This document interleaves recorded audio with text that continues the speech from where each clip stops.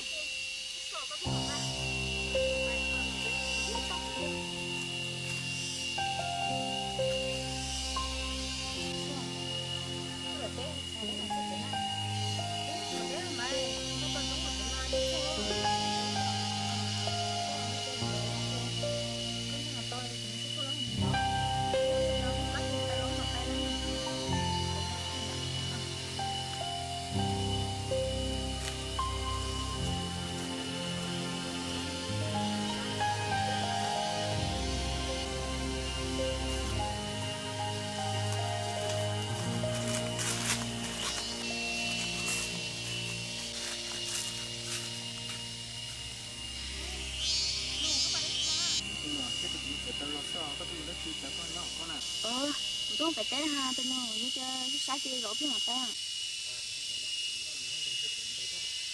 Tôi nói giờ thật té chứ là ta được nói sáng mà thật cũng thành nó cũng không.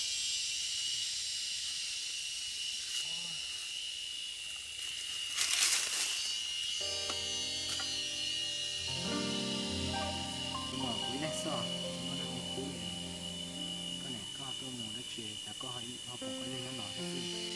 Của tôi dạo lắm họ nó xin mà nó đá này tôi có sáng này tôi cũng được rồi chứ không. Tôi đúng rồi sao?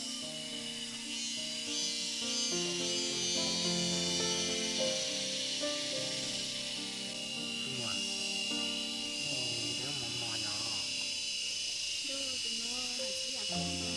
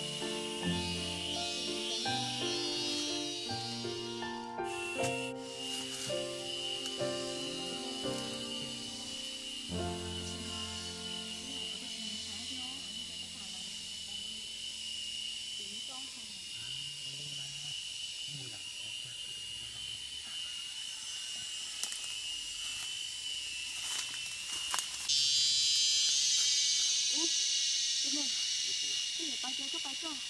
Rồi cái tiền mình ra rồi tiền nó phải trả ít ha. Vậy thì cũng được ha.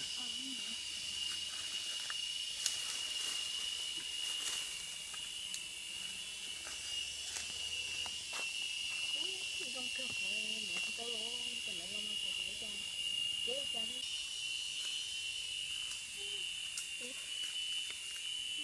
Mấy cái lò lo. Lo tiếp ta. Còn có 80 kia sao? nó thông chịu không?